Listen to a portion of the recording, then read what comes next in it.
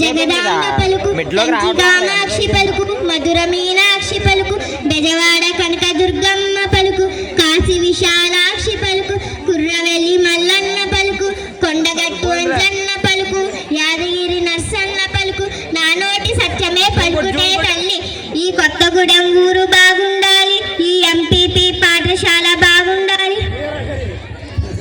సోదమ్మ సోది చెప్పినందుకు ఏమి తీసుకుంటావు ఎంత కట్నం తీసుకుంటావు సోదమ్మ? నేను కట్నం ఏమీ తీసుకోనే తల్లి కొన్ని శతక పుస్తకాలు ఉంటే బుట్టలో వెయ్యవే తల్లి. అదేంటి సోదమ్మ సోది చెప్పినందుకు అందరూ బియ్యం లేదా చిల్లరి పైసలు వేయమంటారు కదా మీరేంటి శతక పుస్తకాలు వేయమంటున్నారు?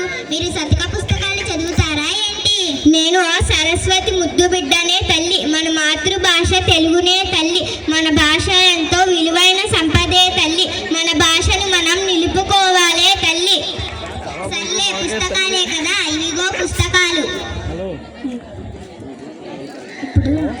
ఇప్పుడు నా చేతి అదృష్ట రేఖలు ఎలాగున్నాయో చెప్పు సోదమ్మ.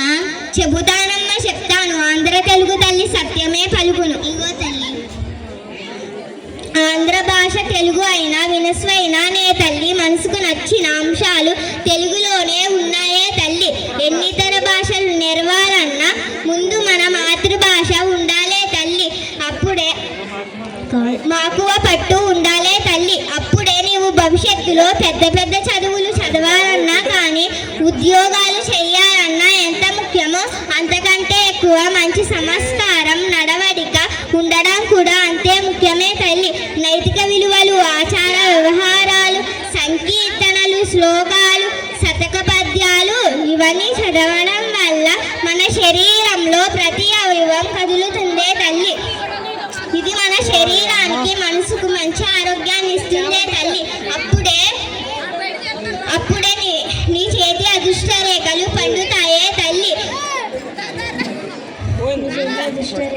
కుర్రు వెళ్తానమ్మా.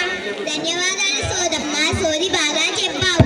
ఇప్పటి నుండి క్రమశిక్షణతో ఇంట్లో గాని బడిలో గాని చదువుకొని ఉన్నత స్థాయికి వెళ్తాను తల్లి. కుర్రో కుర్రు.